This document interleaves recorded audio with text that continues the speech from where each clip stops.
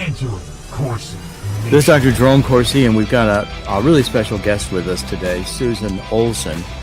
How are you, Susan?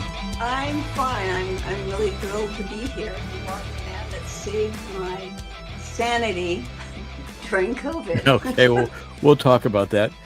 Susan is known for being Cindy on the Brady Bunch, right? Yes. How old were you? When it started, I guess when we did the first episode, I was 7. And by the time we did the last episode, I was 12. But the thing kept coming back in different forms. It was like the show that wouldn't die. Well, I'm sure that Chris will set up to play the theme, which everybody knows. Oh. Good, do it in post. I'm sure you don't want to hear it again. Everybody knows it, though, right, Chris? Yes. Oh, I'm sure he's getting something queued up here, so we'll probably hear the theme. Here we go. Okay. Brady Bunch. There's the Brady Bunch. Oh, this is the good version where we're not singing. You're not what? We're not singing. No, you're not singing. It was a band called the Peppermint Trolley. You want to play it, Chris? If you can play it. Otherwise, we can look at it. There we go. In color. So this must have been later on, right? No, this is early. This is the first.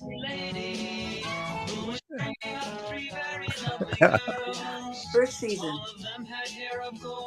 So this is 1968. 1968. There we go.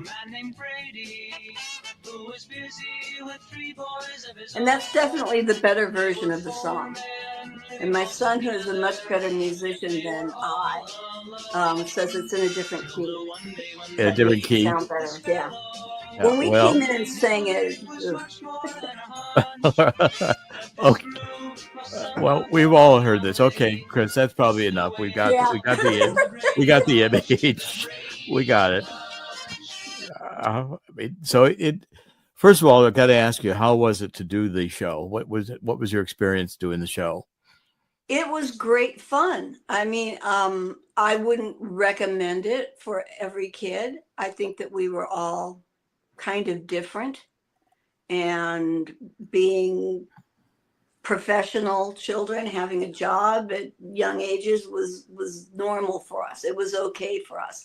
I do teach acting for children, and I'm honest with parents, and I'll say I don't think he'd really enjoy it, or say, well, this way, hey, this one's got it.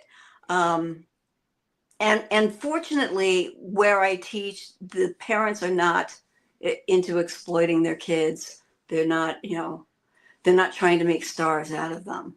I teach mostly so that they will have more confidence and be able to speak for themselves.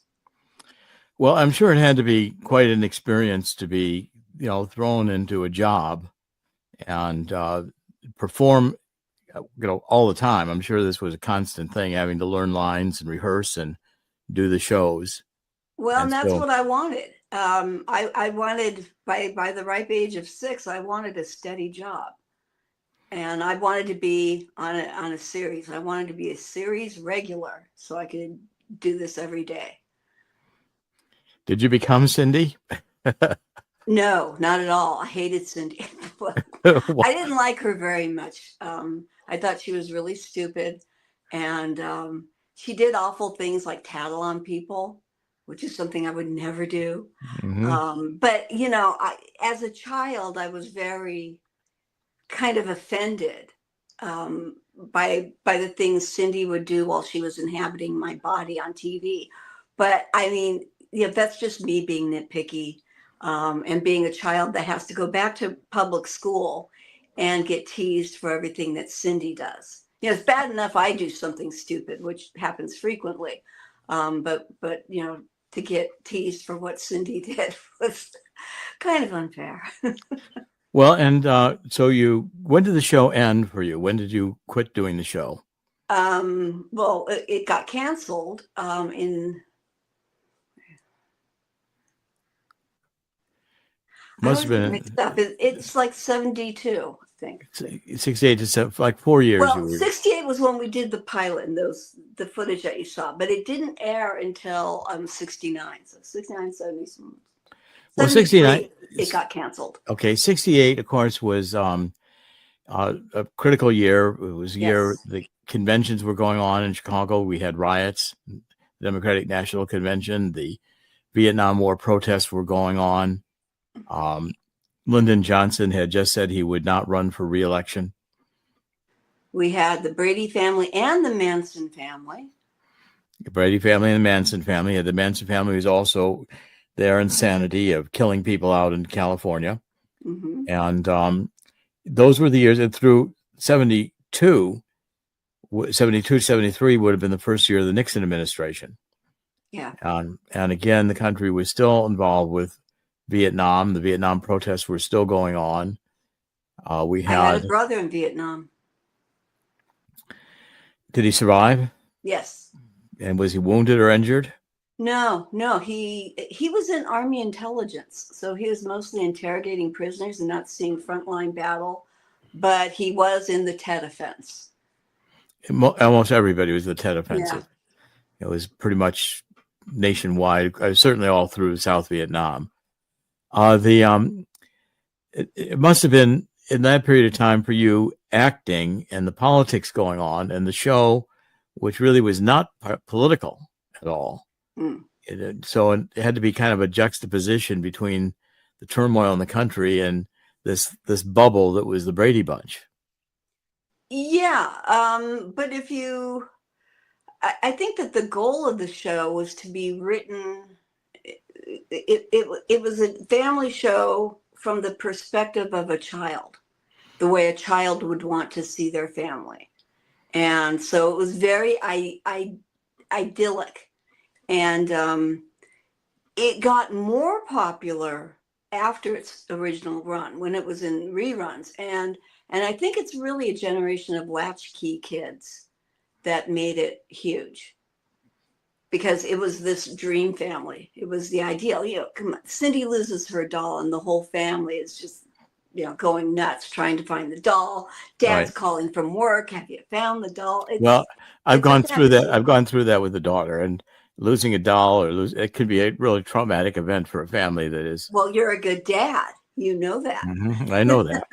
I spent many times looking for a missing doll. It is traumatic. But so many kids are like, well, nobody's around to really care. And so, I mean, there are countless people that well, for kids at that age, the doll is alive. The doll's a real person. Yeah, right. And it's not, a doll. It's you've lost a friend. Yes, and you've lost your security. Yes. Because I never liked dolls, but I had stuffed animals that were. Well, in fact, my daughter's was a stuffed animal too, so it was not a doll, but it was the same thing. Right. And right. I lost understand one at my TV dad's house. I left him behind. And, we traveled internationally and lost this, and we had to go search all over for it. I mean, it was. If it didn't get packed, it was always on the checklist to make sure we had the stuffed figure that we had to be there. It had a name. I can't even remember today what the name was, but it was a particular. Everybody was looking for this named entity that was, and it was. By the time we found it, it was pretty ragged. I mean, this had been through the wars. It was not in a great shape anymore after years and years and years. But but then so then the politics started. Mine's in horrible shape. Yeah, well, you still have it. I'm not sure my daughter does. So through the period of political turmoil, we had Nixon resigning, and then we had Carter in, and we had this was a very tumultuous time in American history when we were coming out of the Martin Luther King with his entire civil rights movement, and then we had John Kennedy killed. We had Martin Luther King killed in 1968. I think it was in March. And Robert Kennedy was killed that same year when he was running for president, probably would have been president. I think so, yes. He was well on his way to being president. He had just won the Oregon primary and he won the California primary, and he was headed to the convention in Chicago. when he got Yeah, it killed was the in the night that he won California. the Because Biltmore I felt Hotel. guilty the next day. Why did you feel guilty? Because my mother and I were going to the polling place, and I was chanting, "A vote for Kennedy's, a vote for a dope," which I'd made up myself. I thought it was so clever. I just knew that my parents were against. They were very Republican, but looking back now, they really were not socially conservative. It was more fiscally conservative. And then when I found out, I got up the next morning and wanted to know who won. And mom told me what happened. I was like, oh, I feel so bad for chanting that. But as a child, I was 5 years old, and so, well, he's a Democrat, and I didn't feel that way again Mm-hmm. until the most recent 4 or 5 years. Mm-hmm. I really wasn't that partisan. Well, and you have become much more political. I'm very political now. Yeah. And in fact, what happened when they wanted to reboot the Brady Bunch? I'm sure that you were approached to be in the adult version of the show. Yes, we all were working on our characters, and we had a great showrunner who's like the head writer, and he came up with a character which is basically me but an exaggerated version of me. And so she's a libertarian. She has a podcast, because in a previous incarnation of the show I'd been a radio DJ. It rescues animals, a little eccentric, and very very much against big pharma. And so it was kind of like everything that I am, but a little bit more so. And anyway, so I mean, I wasn't supposed to be playing a woke person. And so all our political leanings came into the storyline. And Greg was a Republican. And one of the things in the treatment was you would think that Cindy and Greg would be on the same page, but they're not. I thought, okay, that's really insightful. And so anyway, then, CBS was ready to possibly greenlight it. And then they heard that I'd gotten in trouble for an incident which was called a homophobic incident. It was really a fake story. It was a non-story, but the mainstream media likes those the best. And so they decided to investigate me. Well, I had a political show, so I expressed a lot of views, all of which they hated. And they said, they talked about there's a whole 2-hour interview with me with Brandon Straka, who started the walkaway movement. And, it was, well, maybe they talked about re-education, actually. Which was more about how would I speak of things that came up. And anyway, finally it was decided, no, she's just too far. She's too dangerous. She's too political. Hate speech. You're too much hate speech, right? Exactly. And that's what they will say. Even though, like, the initial incident, all of this really was triggered. Like, I was doing political stuff, but it was really, really triggered when I endorsed Donald Trump. Right. And I didn't even mean it all that earnestly back then. It was just, I thought that Hillary was the most evil person on the planet, and anything would be better than her. And it was my sister who said to me, she goes, I'm going to vote for Donald Trump. I'm like, okay, stay put. I'll be right over. I'll take you to the ER. How hard did you hit your head? And right. then, I read his book, Crippled America. And dang, I agree with him. I agree with him a lot. So I didn't think he'd win, but it was after he won and everybody was all angry. And so, I think that was the root of my sins, and I'll stand behind them. Well, I've got a couple. I mean, you fell victim to the far left nature of Hollywood media. and that's still today an issue. Now, when you were a child acting, uh, was pedophilia any part of your world? No, not at all. And I'm very proud to say that I think a lot of this had to do with Sherwood Schwartz wanting to make sure that everybody on our set, almost everybody, had children. So from the electricians and the grips and the directors, it was all family people. So it was a really healthy environment, and they saw to it that we were allowed to play. Um, it I think it was probably way healthier than anything today, simply because we didn't have the mass media then. You couldn't, we didn't have social media. And so, I mean, people would come on our set and not want to leave. We had a really happy set. However, I was very aware that there was something wrong in Hollywood, because I did go on other sets. I did do other jobs. And there was just something in the air. And I've been told that I had an aura about me of don't touch. And if anybody hugged me for a nanosecond too long, I knew. And I was like, and I'm shocked. I was very shocked as an adult with social media. There was a former kid actors page and all these people that I used to see on auditions, and really stunned to find out how many of them had been molested. So, yeah, So, in other words, there was something afoot, but I was never touched by it. Well, you were fortunate, and you probably did broadcast that you were untouchable, not to be messed with. Yeah, you probably did. Because I was like a 40-year-old when I was 8. I was more mature then than I am now. That's interesting. I learned to be a kid in my 20s. Okay, well, kind of the Benjamin Button syndrome. You Yes. aged in reverse. If my skin would just do the same.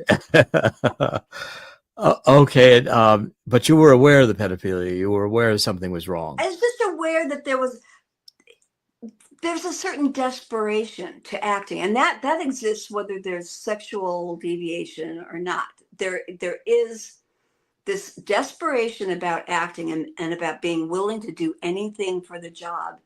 And there's no separation. It's not like, I know the music industry is just as evil, but I don't see it as much because there's a product there. You have the songs, you have with art, there's the paintings, and with acting, it's much more vulnerable. And there's just this kind of I'll do anything for the job attitude, which I really hated. And then something that as a child, I wasn't sexually aware, but I just think something smells wrong. Something's just not right about this. Right. And as you got older, your politics got more conservative. Yeah, well, no, I mean, I got a little bit more liberal probably in my 20s and 30s, and then was sort of in between. It really, I really didn't get political.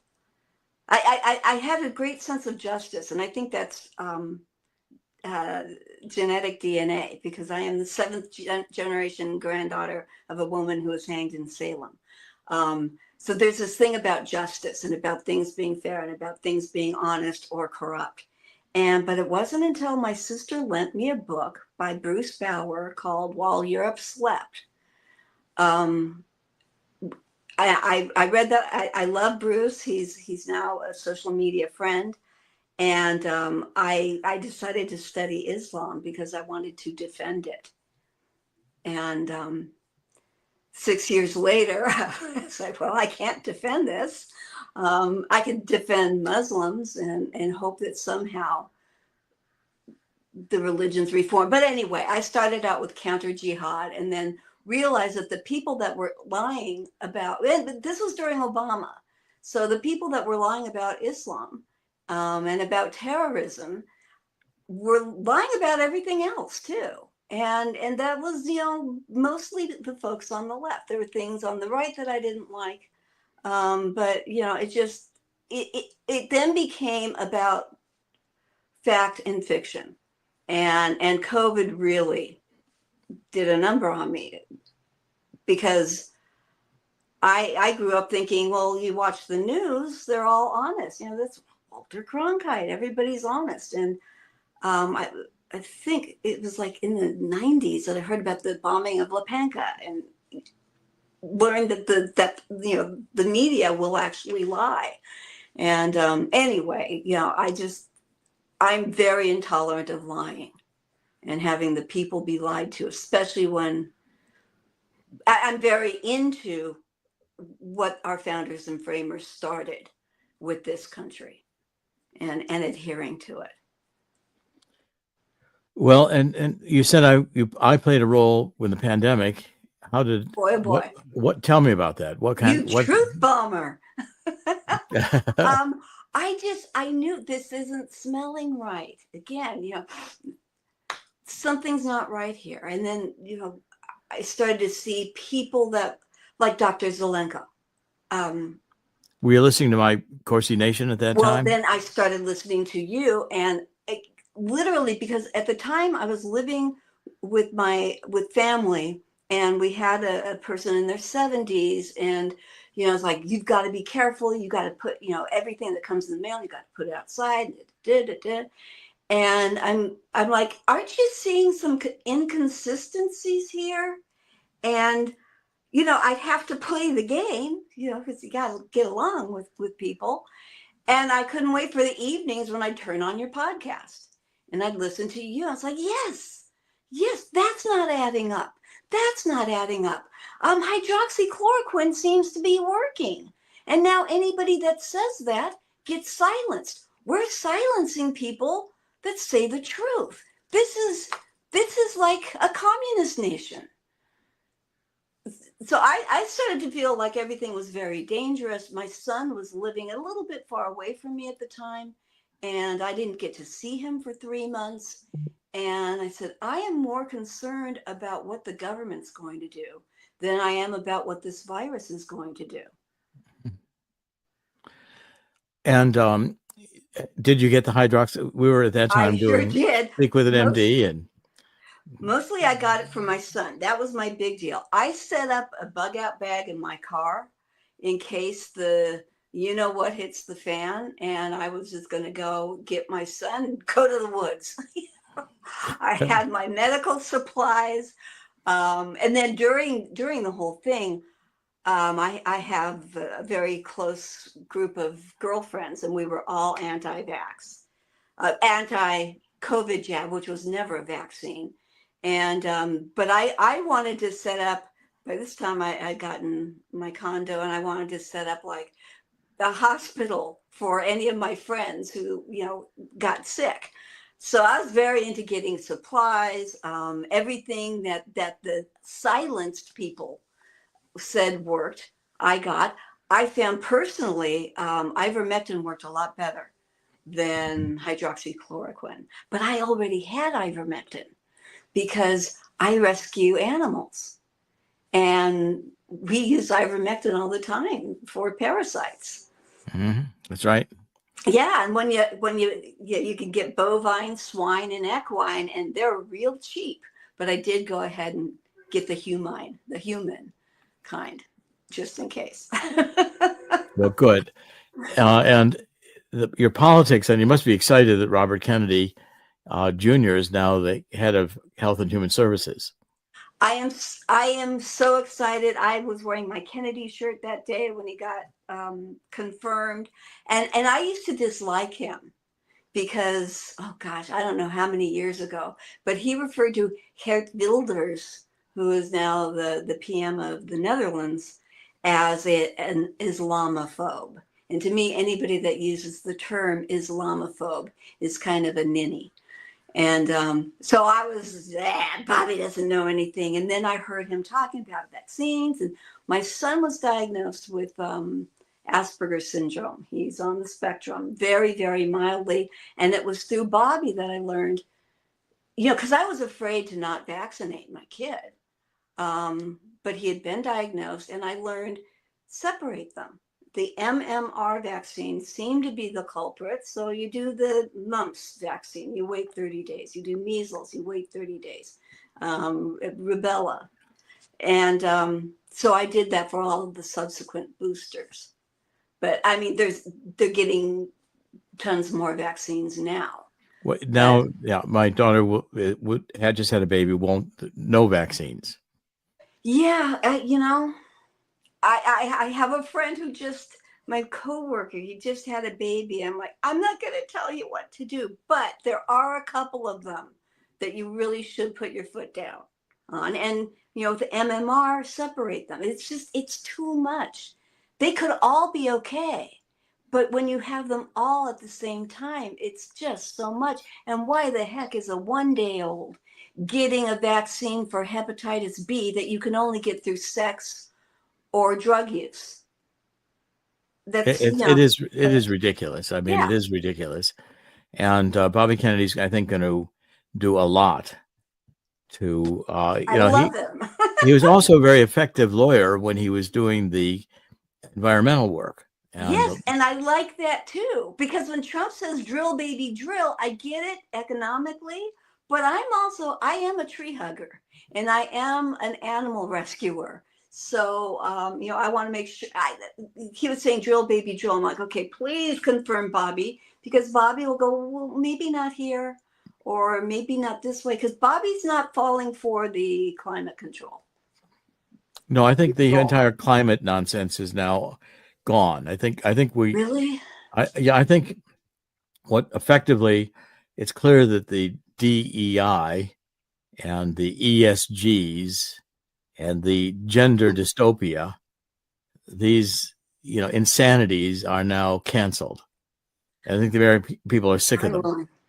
Yeah, and they're showing, but they're just it's tools, and a lot of people say, well, this is socialism trying to take over it. I think it's nihilism. It negates value. It is, yes, it is essentially atheistic and no value. The values are whatever values you want to have, and those are no values. Yeah. And didn't and it's really a tragedy that this is all pinned on the left, because this is not what the left was about. Because didn't they want to go with nature and everything natural and be? This is so anti-nature. It's being spearheaded by people that want to destroy nature. Right. Well, the Martin Luther, I constantly point out, Martin Luther King was about equal opportunity. Mm-hmm. And he said, if you give us opportunity, we'll show you what we can do. Yes. We can compete with anybody. And that meant families. It meant raising children with education. It meant values. And his whole movement, Martin Luther King was a Republican. He was not a Democrat. I didn't know that. Wow. Yes, he was a Republican. And today it is not about that. It's not equality, it's equity. Mm-hmm. In other words, there have to be so many of this race and so many of that race and so many of this gender and so many of this and that. And that's more important than whether you're competent to do the job. Well, that's not what Martin Luther King wanted. He would have been opposed to that. Completely opposed to that. It's an insult. And it's also discriminatory against anyone who is not in the favored races. Yes, and creates more racism. But see, these horrible people knew that. I'm certain that it was designed. It was designed to destroy. Yes. And so now, when you get on a plane and you see that your pilot is a Black woman, you wouldn't have had a problem with that before. You're not a racist, but now you have to go, is she there because of DEI? Well, I think that's what we're finding increasingly. I mean, these air accidents that we've had have clearly reflected DEI preferential hiring. And I think we're seeing. I'm terrified of flying. going to have to fly a bit. Well, yeah, I think that by and large, I think flying is yet safe, but it is not as safe with DEI. Oh. And Trump will, I think, eliminate these things and has begun to do it with executive orders. The problem with executive orders is they can be reversed by the next president. They can all be changed back. And so therefore, it's just the beginning of a reset back to traditional values. But it's got to begin somewhere. And Trump's first month has been, I think, the most dynamic month, the most change-oriented month in a positive sense that the nation has ever experienced. It's amazing, really. It's like waking up to Christmas every morning. Yeah, and I think the country is lifted by it. I think the country. I do too. Although I'm here in La La Land, where people are very upset over it. It's like, don't expose the people that are stealing from me. Yeah, right. I mean, it's insane because the Democrats, have now become the party of abortion, the party of euthanasia, the party of sex change, the party of discrimination against white race, a party of, government spending, flooding the country with illegal immigrants, including criminals. I mean, we've preferring criminals too. Yeah, well, we've been running. It's not like the illegal aliens I used to work with. This literally. We've been running videos in New York subways, which have been taken over by the gangs, and the police and the military down there, the subways why bother arresting these people? Because a lot of this has been decriminalized. So therefore, even if they rob people, the robbers and gangs down there don't even wear masks anymore because they know that nothing's going to happen to them. Yeah. The judges are going to let them right out. At least we got rid of something here in LA. It was okay to shoplift up to $1,000, $999 or something. And, right. And you could come back every day. Mm-hmm. Yeah. Well, but no business can stay open with that, and that's of course not. That's where you have, and that's the point. So that's what I try to tell my lefty friends. I'm like, look, it's not like Biden and Harris went. I went out and I forgot to close the border. Oh, silly me! It's not an accident. No, this is deliberate. It's deliberate, and it's evil because, as we've been exposing, even the Catholic Church is involved. And making deals with McCarrick, who was a pedophile and homosexual cardinal, and making deals with Honduras and the Pope, making deals with Biden and with Obama when he was president, and president of Honduras, who was part of the drug cartels and also was part of the child sex trade. And we gave them money under the Alliance for Progress and got involved in their activities. So the church became complicit in these sex crimes, which are the most horrendous sex crimes against children who are taken away from their parents and exposed to a brutal world that they don't understand. What desperation these children must feel. Abandonment, confused, abused. I mean, we're going to need a lot of loving and caring people to adopt these kids and to counsel these kids.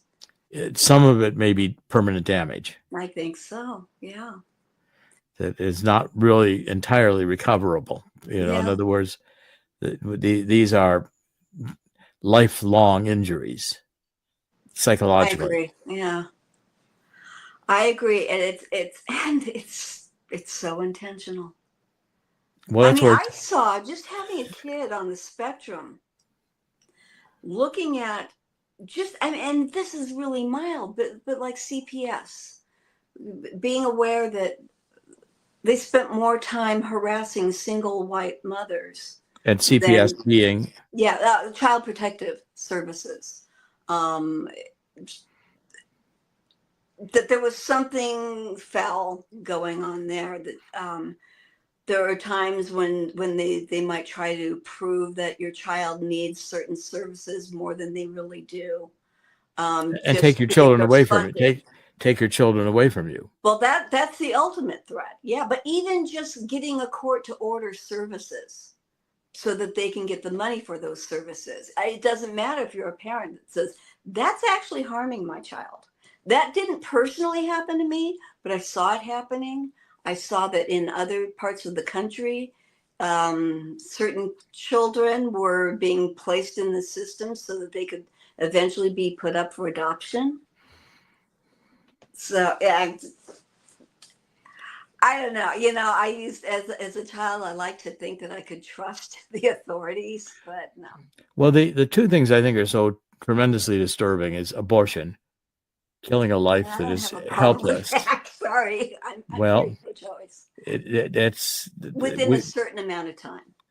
well, it's still a life. Mm-hmm.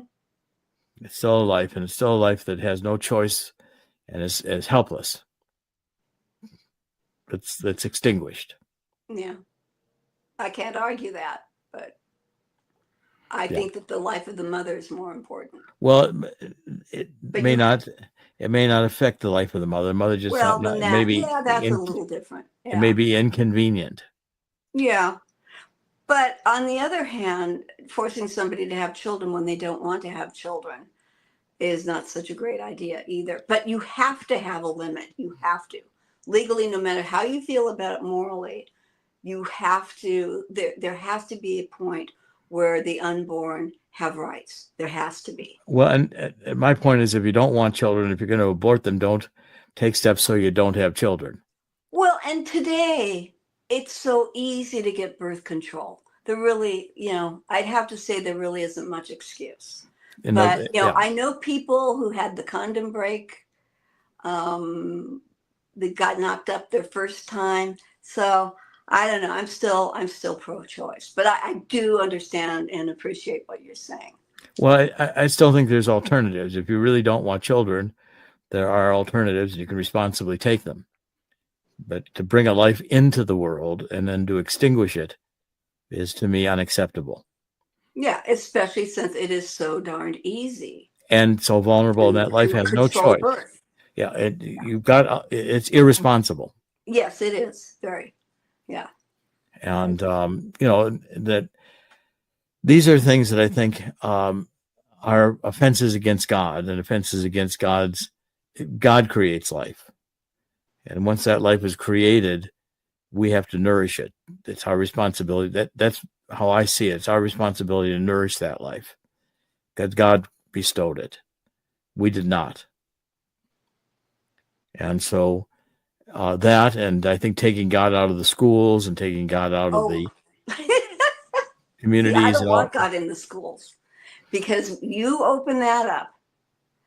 I think the safest way to have God in schools is to have nature in schools, because that is God's miracle. Well, but nature is put religion in. Yeah. Nature is a surrogate for God. Yes. In this country, and the proof of God. Well, yes, but it is a distinction that nature is not God. It's an artifact of God. But the point is, this country was founded on Judeo-Christian principles, and it was founded on principles where God was part of the society. In other words, it was a moral society, and which had followed rules which were biblically ordained. So there are values in that Bible that are part of what the teaching is. Okay, and so those who don't want to participate in it might opt out. But to forbid it to be into the schools is to secularize the schools to a point where it does damage to those who go through it. The ultimate, my view, the ultimate, and I think traditional morality, the responsibility of parents is to raise a child and the state in a moral education. In other words, a certain set of values that aren't arbitrary. And those values are ordained in the principles biblically that become a view of God. Now, again, If people want to practice a separate religion or people want to have their own religious time, these can be accommodated. But to abolish God from the schools means that schools are secularized and the values that are internalized are absent of a concept of God. And our founding fathers, I think, believed correctly that absent a concept of God, a human being is not fully developed, not fully formed, and potentially vulnerable to doing great harm. Because again, the values are not rooted in consequences. So yeah, and a conscience, developing a conscience. Now, I'd rather see that take place in the home. Have you ever heard of the Michaela School? No. In England? Oh, check it out. The head mistress, they teach, they don't get religious because they have a lot of Muslim students too. And if they bring, Yes, well, I think England, this is a problem. And I think, it's a huge problem, but not at her school because they're teaching conscience. They're teaching treating everybody equally. Yes, well, that's the beginning of communism. That's the beginning of a movement and towards not really having a God. The God is not central. It's the formation of a moral consciousness is centered on a set of values, which I believe are inherently spiritual because they presume that there's a reason to creation, there's a reason to life, and it has consequences in an afterlife. This is not an arbitrary experience, not accidental. We're spiritual beings to begin with. And spiritual beings in a context that is, forbidden to be spiritual is to educate half or a partial person. Actually, it's to educate a misformed person, to my view. The person needs to have a religious orientation. And I find that people who don't have it are fundamentally different in terms of their outlook and things and how they see life and value moral judgments. So that you internalize a set of values. For instance, you can take any one of the issues, but truth telling. We tell the truth because we understand biblically that not telling the truth doesn't work. It's complicated. It's hard to maintain a lie. We don't need the Bible to see that. No, you don't need. You can see that. The more you develop your spirit, the more you're going to see. You can see that. But then not to go the full step and understand that's God is yet a holdback. So you can say someone has been through education, they've gotten 3/4 of the education, they know most of what's required, but they only know 3/4 of it. They didn't get that extra dimension, which allows you to truly perceive everything spiritually. There is a fundamental difference. People who believe in God. I know what you're saying. I don't agree. I had the final step, and I've pulled back from it. Well, we are probably going to disagree on religion, but one does need God. And spirit. What part? Well, okay. And I know that's a hard one, but I believe immensely in God. I believe that the reason why I can see certain things is because God's like, hey, look over there. Yeah. But I don't feel that it'll be another step for you. I'd be interested in talking to you in 10 years. Be an interesting step for you to finally. No, you could have talked to me 10 years ago. Well, you're, as I say, you're probably growing in reverse. Yes. This is true. By aging in reverse from everything I could determine. Your ideas 10 years ago might have been better than your ideas today. We'll see. If that's the case, in 10 years, I'll go back to them. Maybe. Yeah. But the point, the point is it's like being colorblind. You can still understand that there are colors because there's going to be shades of gray. And you can understand that those are related to different colors. But until you see the colors, you haven't experienced the full nature of a visual reality. And it's the same of when you look at people who do believe in God, certain changes occur in their personality, where they're Yeah, able that's to true. Yeah. they're Yeah. able to accept things. For instance, one of the points I always like to emphasize is that the experience of death, or the experience of death approaching, where it's likely an inevitable reality now, to someone who truly believes in God has a way to accept it more. Mm-hmm. And so Yes. you can see in religious societies that the priests or the clergy, whomever they are, enter people's lives at critical points, at birth, at marriage, at death, and at any crises that occur, illnesses, setbacks, losing children. These things are, for someone who believes in God generically, are harder to accept than someone who believes, with a religious view. And in my view, only the biblical view is complete. I don't see the Islamic religion as complete. I think it needs a Well, it's reformation. complete crap. Well, I mean, It's complete yes. evil. Well, I would tend to agree in the sense that That's dangerous words, though. But yeah, it needs a reformation. I mean, I think Christianity today is very different than Christianity was during the Inquisition or the Crusades or the Dark Ages. You said, you have an ancestor that was hung in Salem. yeah. Well, these were aberrations. These were a church that needs a reformation. The same Well, as and also, I don't really believe that Cotton Mather or any of those people truly believed that any of them were witches. I think it was a matter of trying to get their property. well, and essentially, or they didn't like them, or there was a Yeah. grudge, or there was some issue. But again, these are.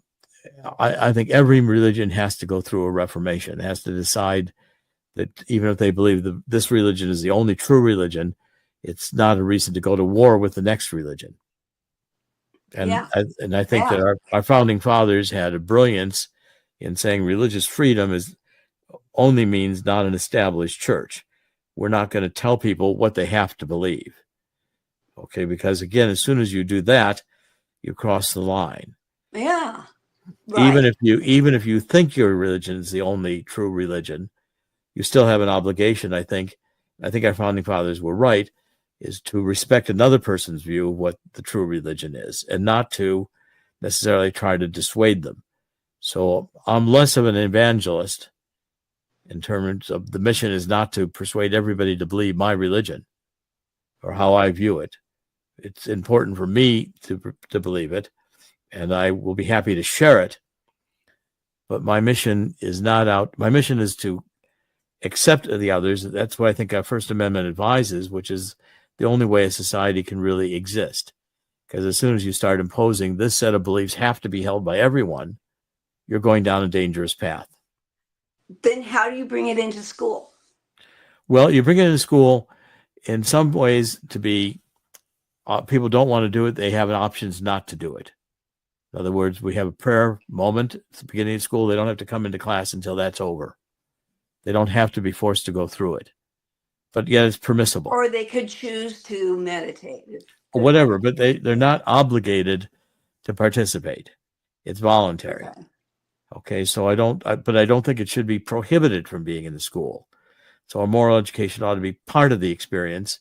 If you choose to opt out of it, that's your choice. And I'm not for forcing anyone to experience it. I think that's counterproductive. I don't think that works. And I am for doing things that work, not things that don't work. But what about forcing the morality of do unto others? Well, I think that should be enforced. Well, now we're into what crime means and what evil means. Yeah. Okay. And so therefore, yes, even for people who don't believe in God, as long as they have a moral sense, which to me you've accepted God. You just haven't yet accepted that you've accepted God. Yes. Yes. Yeah. And I view you as you've accepted God, yet you just haven't accepted that you've accepted. No, I accept that it's God. Yes, and nobody stopped me from praying in school because but you I don't was accept praying that every hour of the day. But you don't accept that it's the Bible. No.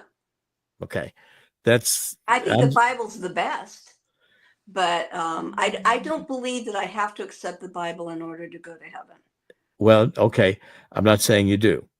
Okay. But I am saying that codifies the more complete understanding, and there are certain dimensions of it that you won't achieve. In other words, that God sets the direction in your life. That God has an awareness of who you are before you're born. That there are certain experiences that you have been set up to experience by the nature of your spiritual journey. Yeah, totally agree. And biblically, these things are very clearly expressed, and they're very clearly articulated.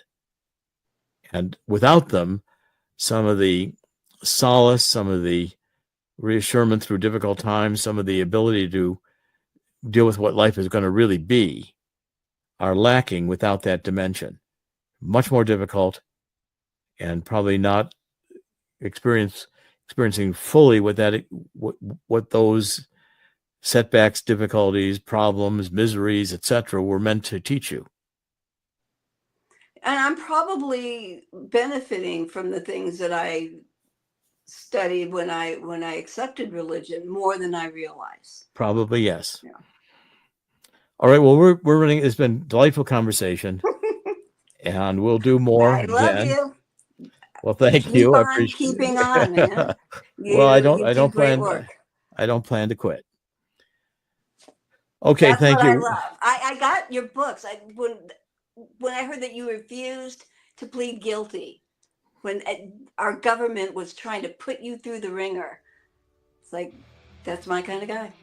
Well, thank you. I appreciate that, Susan. This is Dr. Jerome Corsi. In the end, God always wins. God will win here, too. We've been interviewing Susan Olsen, who was Cindy on the Brady Bunch, and has matured into a beautiful, intelligent woman. And thank you for joining us. Thank you. God bless. Love to everyone.